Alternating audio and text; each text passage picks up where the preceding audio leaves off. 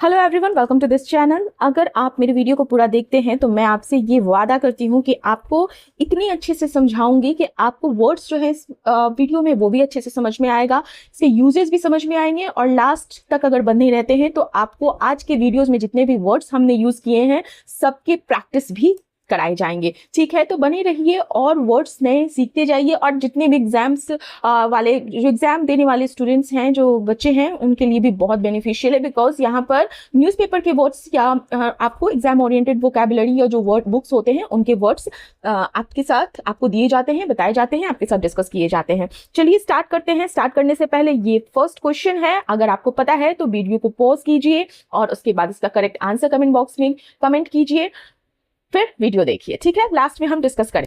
हमारा पहला prepositional phrase है ये by dint of. By dint of का अर्थ होता है किसी चीज के बल पर, किसी चीज की बदौलत या अथक मेहनत से, अथक प्रयास से, अथक मेहनत से, कंटिन्यूटी के साथ जब आप एफर्ट करते रहते हो, डिटर्मिनेशन के साथ काम करते हो, तो वहां पर हम बाय डिंट ऑफ बोलते हैं। और वो करने के बाद आप जब सक्सेसफुल होते हो, सक्सेस पाते हो। ठीक है, तो जैसे अगर इंग्लिश में बोली तो because of hard work, because of effort, continuous effort और डिटर्मिनेशन।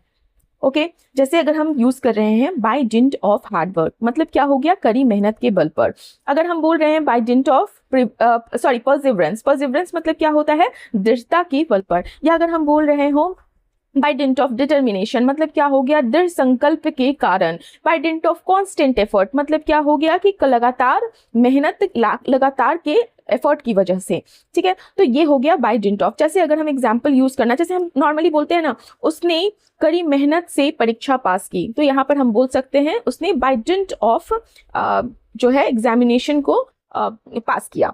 ठीक है, एग्जाम पास किया, ऐसे हम यूज कर सकते हैं। हमारा अगला वर्ड है स्नॉबिश। स्नॉबिश, स्नॉबिश वर्ड जो है ये एडजेक्टिव है और इसका अर्थ होता है, ये एडजेक्टिव है मतलब ऐसे व्यक्ति के बारे में अगर हम बोलना चाहें जो व्यक्ति घमंडी होता है, हमेशा अपने आप को दूसरों से जनरली ऊपर समझता है, अपने आप को बड़ा समझता है। ठीक है, तो इस तरह के व्यक्ति को, रुतबा दिखाने वाला व्यक्ति, कोई कोई होते हैं ना जो सामने वाले को थोड़ा छोटा समझता है और अपने आप को बहुत बड़ा समझता है, दूसरों को छोटा समझने वाले व्यक्ति को स्नॉबिश बोल सकते हैं। रुतबा दिखाने वाले व्यक्ति को हम स्नॉबिश बोलते हैं। तो इंग्लिश में अगर कहें तो a person who thinks they are better than others because of their money, because of their status और बिकॉज ऑफ देयर लाइफस्टाइल, तो उस तरह के पर्सन को हम स्नॉबिश बोलेंगे। देखिए, सारे वर्ड का प्रैक्टिस किया जाएगा, सारे वर्ड का लास्ट तक वीडियो में बने रहिए। सारे वर्ड जो भी है क्विज फॉर्म में आएंगे, एग्जाम में जिस तरह से पूछा जाता है विद ऑप्शंस, तो आपको रिवाइज भी इसी वीडियो में, रिवीजन भी आपका इसी वीडियो में हो जाएगा। तो स्नॉबिश का अर्थ समझ में आया। स्नॉबिश जैसे हम बोलते हैं ना, जैसे स्नॉबिश देखो सिंपल अगर समझे तो ऐसे पर्सन के लिए बोलेंगे जो अपने मनी को लेकर, अपने सोशल स्टेटस को, अपने एजुकेशन को लेकर, कोई भी चीज जो हो, लाइफ स्टाइल को लेकर खुद को सामने वाले से या दूसरों से बेहतर समझता है, और दूसरों से बेहतर समझता है और सामने वाले को कम समझता है साथ में। ठीक है, तो उसको हम स्नॉबिश बोलेंगे। जैसे कहते हैं ना, स्नॉबिश एटीट्यूड है इसका। स्नॉबिश एटीट्यूड मतलब क्या हुआ कि घमंडी रवैया है, या स्नॉबिश बिहेवियर, घमंडी व्यवहार है। कहते हैं ना कि यार उसने स्नॉबिश रिमार्क पास किया, मतलब घमंड भरी टिप्पणी उसने पास किया। तो इस तरह से हम डे टू डे लाइफ में इसको यूज करेंगे। जैसे कि she is snobbish because she thinks rich people are better, तो वह घमंडी है क्योंकि उसे लगता है कि जो अमीर लोग होते हैं, जिनके पास बहुत पैसा होता है, वो बहुत अच्छे, बेहतर होते हैं। ऐसा जरूरी थोड़ी। चलिए, हमारा अगला वर्ड है स्प्लेंडेड। स्प्लेंडेड एडजेक्टिव, ये भी एडजेक्टिव है। स्प्लेंडेड का अर्थ होता है स्प्लेंडेड परफॉर्मेंस। कहते हैं ना स्प्लेंडेड परफॉर्मेंस, मतलब स्प्लेंडेड जहां पे भी है लगा हुआ तो समझ जाओ कि वो शानदार, उस चीज के बारे में शानदार कहा जा रहा है, बेहतरीन कहा जा रहा है। ठीक है, बहुत ही अच्छा कहा जा रहा है, तो उसको हम क्या कहते हैं, splendid. Very good, excellent, wonderful, ये सारा इसके synonyms, as a synonyms use कर सकते हैं। तो स्प्लेंडेड ऐसी चीज, ऐसे पर्सन के बारे में भी बोल सकते हैं, ऐसी परफॉर्मेंस के लिए कहा जा सकता है जो बहुत ही अच्छा होता है, बहुत इंप्रेसिव होता है, बहुत ही बेहतरीन होता है। तो स्प्लेंडेड का अर्थ समझ में आया। देखो, जैसे हम बोलते हैं ना स्प्लेंडेड परफॉर्मेंस मतलब शानदार परफॉर्मेंस है, या हम अगर किसी व्यू को देख रहे हैं तो हम कहते हैं यार इट्स अ स्प्लेंडेड व्यू, मतलब मनमोहक दृश्य है। ठीक है, अगर कोई इंसान हमें आइडिया दे रहा है और हमें बहुत पसंद आया तो हम कैसे बोलेंगे, it's a splendid idea. Splendid मतलब बेहतरीन आइडिया है, बेहतरीन विचार है, स्प्लेंडेड अपॉर्चुनिटी। तो इस तरह से हम डे टू डे लाइफ में इसको यूज करेंगे। जैसे सिंपली अगर इसका सिनोनिम देखें तो कहते हैं ना एक्सीलेंट है, मैग्निफिसेंट। मैग्निफिसेंट का क्या अर्थ होता है? भव्य, शानदार। तो यहाँ पे भव्य, बहुत अच्छा, बहुत खूबसूरत, बहुत वंडरफुल, इस तरह से हम यूज करेंगे। ठीक है, जैसे तुम्हारी जो तुमने प्रेजेंटेशन दी, अगर हम किसी को बोल रहे तुमने जो प्रेजेंटेशन दी वो बहुत ही शानदार था, बेहतरीन था, तो हम यूज कर सकते हैं तुम्हारा प्रेजेंटेशन स्प्लेंडेड था। याद करने का तरीका है, हिंदी सेंटेंस में अपने इंग्लिश वर्ड को डाल दीजिए। ठीक है, हमारा अगला वर्ड है मिक। मिक, मिक क्या होता है? मिक भी एडजेक्टिव है अगर हम पार्ट्स ऑफ स्पीच की बात करें तो, और मिक का अर्थ होता है विनम्र, दब्बू, नम्र, शांत। ये सारे इसके हिंदी अर्थ हैं। मैंने आपको बार बार बताया है कि जो एक वर्ड के 4, 5, 10 मीनिंग भी हो सकते हैं। ठीक है, 4, 5 तो होते ही हैं, 3, 4, 2, 3 भी मीनिंग होते हैं। कॉन्टेक्स्ट आप डिसाइड करेगा कि उस वर्ड का कौन सा अर्थ उस वाक्य के लिए हम या उस पैराग्राफ के लिए हम ले। तो मेक का अर्थ ये भी विनम्र भी होता है, दब्बू भी होता है, नम्र भी होता है, शांत भी होता है। इसका जब हम प्रैक्टिस करेंगे ना तो हमें समझ में आएगा कि इसके मीनिंग को समझना कितना जरूरी है। जैसे इंग्लिश में बोले तो person who is quiet, who is gentle and does not like to argue. ऐसा व्यक्ति होता है जो शांत होता है, विनम्र होता है, हम्बल होता है और झगड़ा नहीं करना चाहता है, कहते हैं ना कन्फ्रंटेशन नहीं करना चाहता है, ऐसा भी बोल सकते हैं।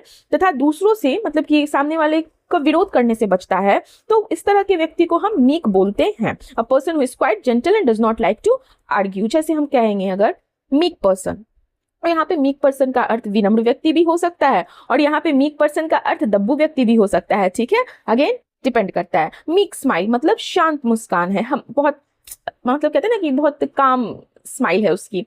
ठीक है, तो इस तरह से हम यूज करेंगे। हम्बल, जेंटल, जैसे मैं अगर बोलना चाहती हूँ वो जो है हमेशा शांत स्वभाव से सबसे बात करता है, तो यहाँ पर हम बोल सकते हैं ना कि वो हमेशा मीक बिहेवियर से सबसे बात करता है, मीक नेचर के साथ बात करता है। मीक, अब जहाँ पे मीक हो गया तो क्या हो गया? शांत व्यवहार। ठीक है, देखो ये सारे एडवांस है। यहाँ पे हम हम्बल भी यूज कर सकते थे, ठीक है, या जेंटल भी यूज कर सकते थे, लेकिन ये सारे एडवांस वर्ड है, एग्जाम्स में पूछे जाते हैं।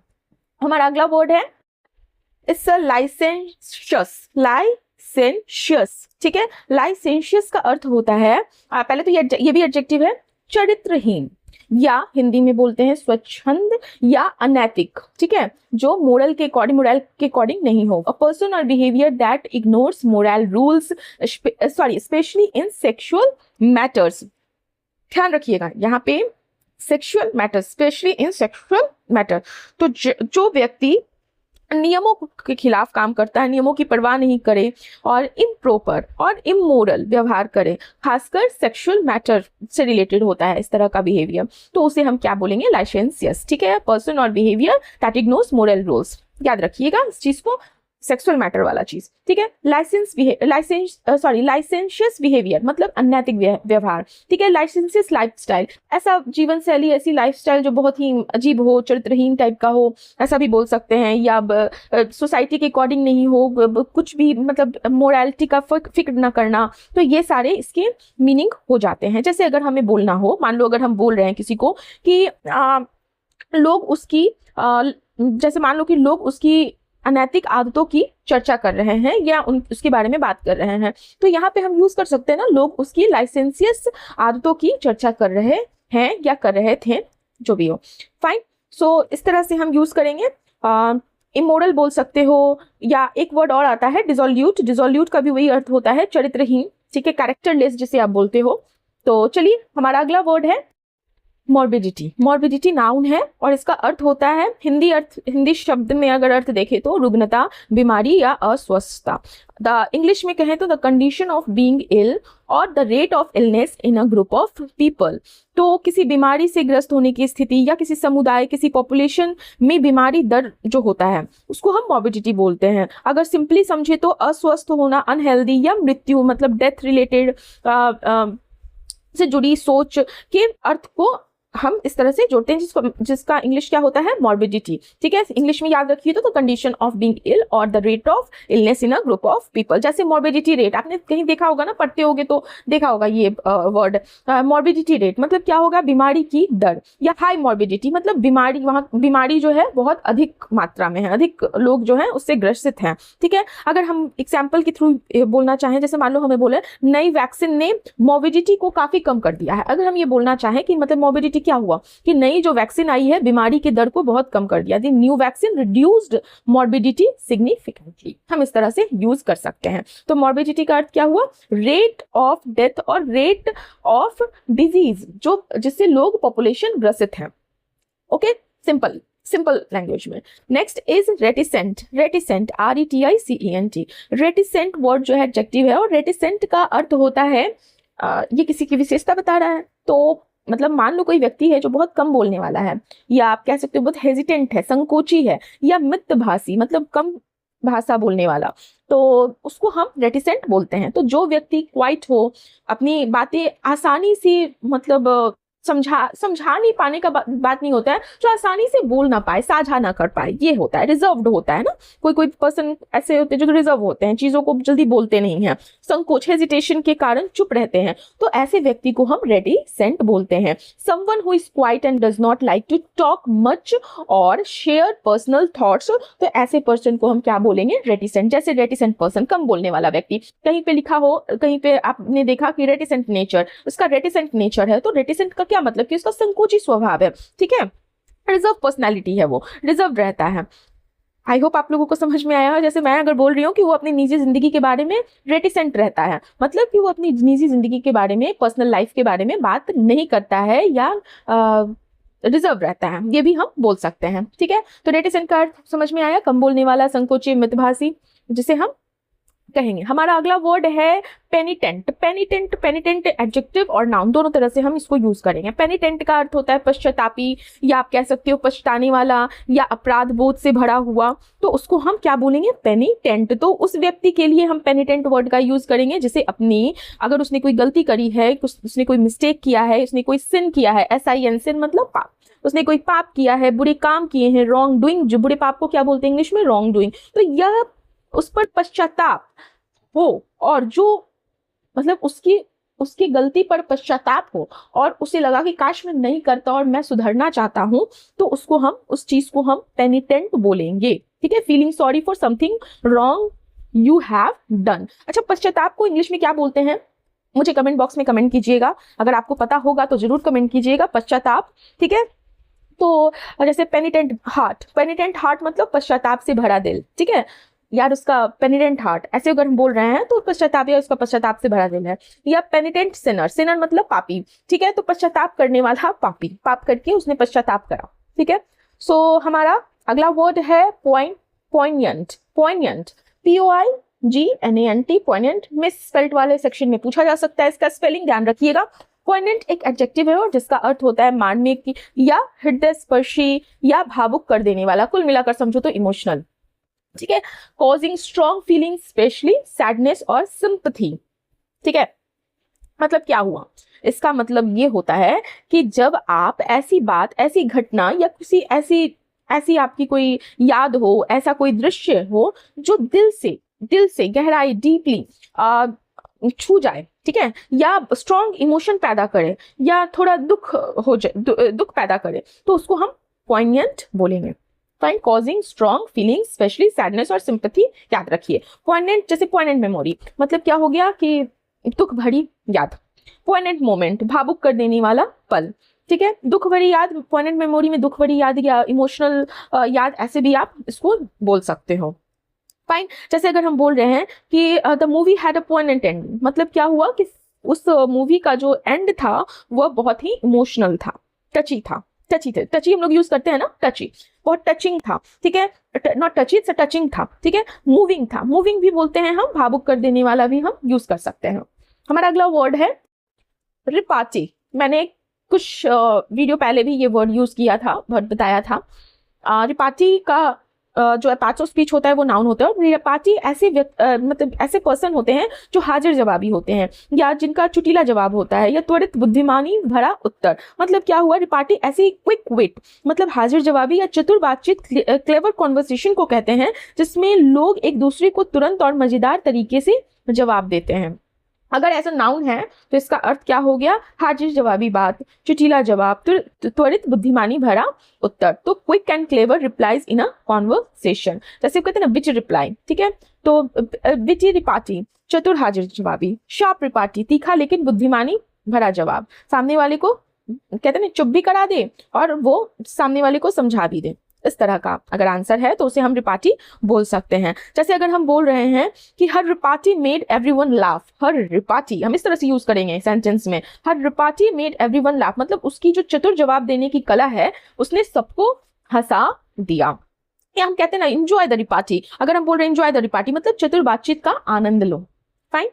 हमारा अगला वर्ड है इरेजोल्यूट। इरेजोल्यूट एडजेक्टिव है और इरेजोल्यूट का अर्थ होता है अनिर्णयकारी या दुविधाग्रस्त या निर्णय न ले पाने वाला। कंफ्यूजिंग, सिंपल कंफ्यूजिंग आप बोल सकते हो, ठीक है।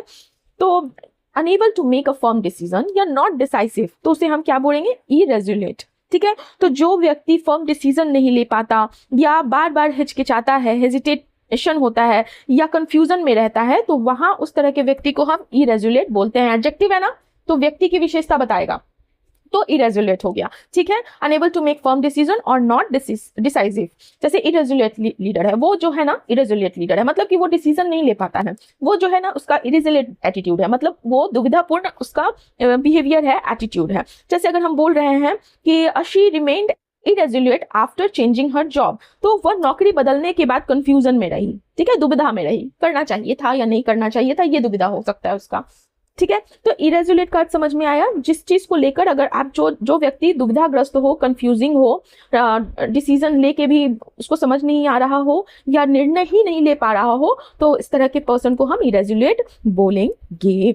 चलिए, आई होप आप लोगों को समझ में आ रहा हो, समझ में आया हो। चलिए इस चीज को हम टेस्ट करते हैं और प्रैक्टिस करते हैं। अगर आपको आंसर पता होंगे तो आप प्लीज पॉज कीजिएगा वीडियो को और अपने आंसर दीजिएगा।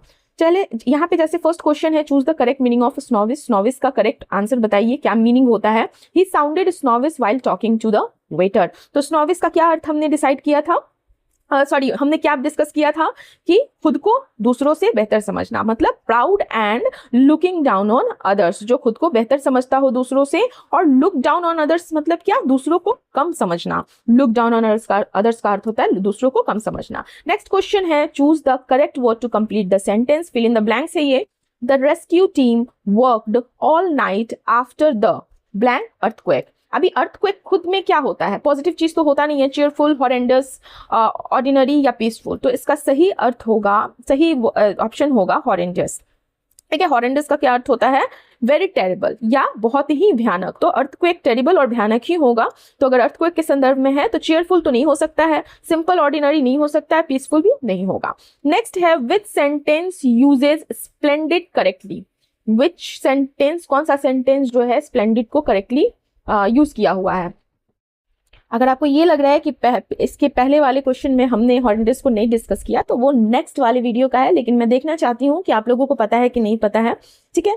तो यहाँ पे जो क्वेश्चन है स्प्लेंडिड का अर्थ के मैंने आपसे क्या डिस्कस किया था, स्प्लेंडिड मतलब पॉजिटिव, ठीक है, बहुत शानदार, मतलब वंडरफुल होता है ना। तो the food was splendid because it was rotten, नहीं, गलत। She gave a splendid speech and received a standing ovation, ये सही ऑप्शन है, ठीक है। बाकी भी ऑप्शन आप देख लीजिए, लेकिन इसमें ये सही है। She gave a splendid speech and received a standing ovation. Standing ovation, खड़े होकर जब लोग ताली बजाते हैं ना, उसको कहते हैं स्टैंडिंग ओवेशन। नेक्स्ट है हमारा, choose the correct word. Correct word choose कीजिए। She remained blank even when everyone criticised her. सबके क्रिटिसाइज करने पर भी वह क्या रही, एरोगेंट हो रही, नहीं, पर भी है। मीक, सही, मीक होगा इसका।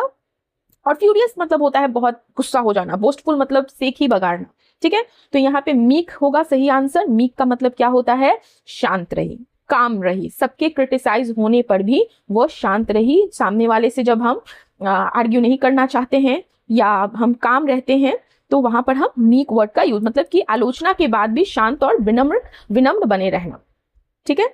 हमारा अगला क्वेश्चन है, correct word, again correct word choose कीजिए। The politicians blank lifestyle became the subject of public criticism. देखो यहाँ पे पब्लिक क्रिटिसिज्म मतलब कि पब्लिकली उसकी आलोचना हुई। तो यहाँ पे ऑनेस्ट होने पे भी तो नहीं हो सकती है ना, जनरस होने पे नहीं होगी और हम्बल होने पे भी नहीं होगी। तो हमने डिस्कस किया था, देखो ये तो एलिमिनेशन ऑप्शन इस तरह से हम यूज कर सकते हैं। ऑप्शन है सही इसका क्या है, लाइसेंशियस, मतलब क्या हुआ कि the politicians licentious lifestyle became the subject of public criticism, मतलब उसकी जो लग्जरी वाली लाइफ और बहुत ज्यादा उस तरह की जो लाइफस्टाइल है वो सब पब्लिक उसको क्रिटिसाइज कर रही है। नेक्स्ट है the government launched a campaign to reduce the blank caused by infectious disease. तो यहाँ पे क्या prosperity caused by infectious disease? नहीं। मॉर्बिडिटी, मृत्यु दर, ठीक है ना, डिजीज का जो रेट होता है या डेथ का जो रेट होता है, तो मॉर्बिडिटी। तो the government launched a campaign to reduce the morbidity caused by infectious disease. तो इसका सही आंसर होगा मॉर्बिडिटी। आई होप आप लोगों को समझ में आ रहा हो, आप लोग का रिवीजन भी हो रहा हो। इसी तरह से हम डिस्कस करेंगे और रिवाइज भी करेंगे, एक ही वीडियो में काम तमाम करेंगे, ठीक है। चलिए, थैंक यू फॉर वॉचिंग। अगर अच्छा लगे तो सब्सक्राइब करते हुए जाइएगा, अगर अभी तक आपने नहीं किया है तो। वीडियो अगर पसंद आती है, थोड़ा सा भी वैल्यू ऐड होता है आपके लाइफ में, तो लाइक करते जाइए, शेयर कीजिए जिनको जरूरत है, और कमेंट कीजिए। Bye, have a nice day.